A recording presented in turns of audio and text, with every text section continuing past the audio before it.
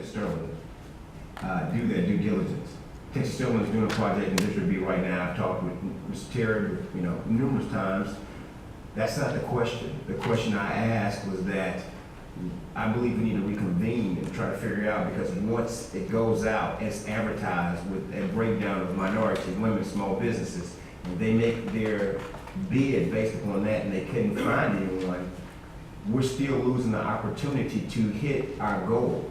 And I believe that that's what we're misconstruing here. I'm not saying that there are firms qualified, but maybe if it would have been, I don't know, 20-some% for minorities. Because as you see, later on, they've hit, some of these companies like Pepper Lawson, they've hit their cap on minorities, but they failed to hit the mark on women.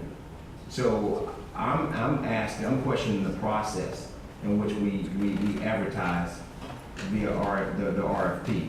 And also, Mayor Pro Tem, on the Mentor Protege program, that's a good thing, but the question I'm getting from some of these contractors, they don't get any added benefit from that.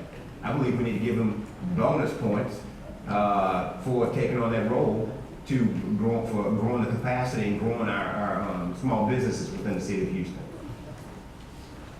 Councilmember Davis, we quickly added up there are 11 PWE items on this week's agenda.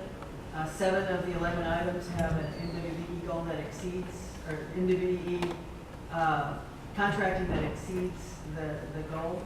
So I would, again, encourage everybody to wait until we have an opportunity to see the big picture. But just on this week's agenda, the majority of the contracts exceeded the goals. Yes, ma'am, I appreciate that, and I did, because I know in item number 10, they exceeded their goal by far of what they were asked to do. But again, I'm just talking about these 3 and how we work that process. Councilor Green. Thank you, Mayor. I just also want to echo Mayor Pro Tem Gonzalez's thoughts with regard to the Mentor Protege program. I know last year that a few of the engineering firms who came forward, some of the projects worked with some of the MWBs, but then when projects came out last fall, a lot of those who were part of the program didn't get an opportunity to get in work.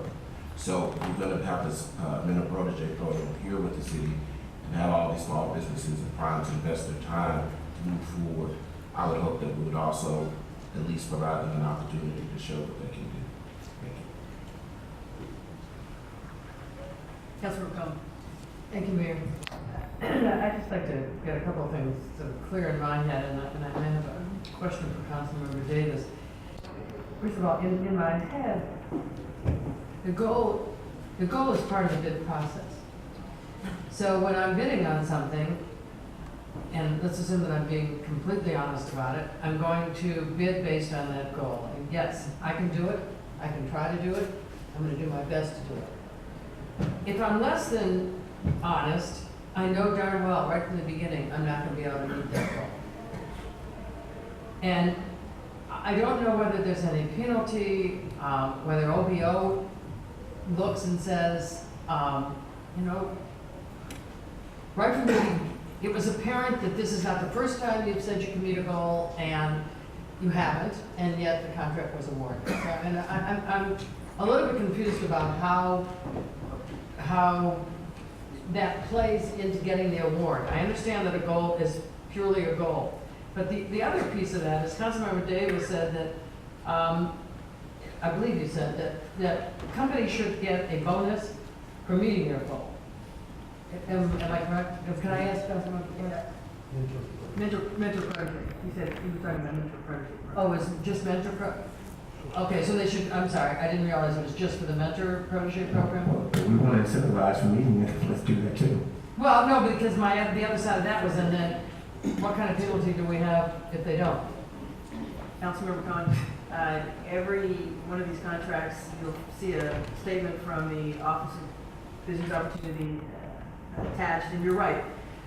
They could go into a bid process knowing that they can't subcontract the work.